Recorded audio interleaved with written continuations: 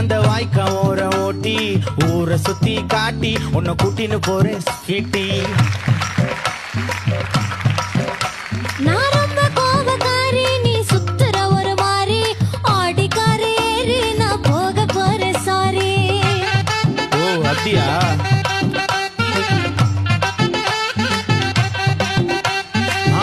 மாட்டேன் தாடி நீ வேணா எனக்கு போடி, இந்த மாமாவை தான் தேடி உன் தங்கச்சி வர ஓடி.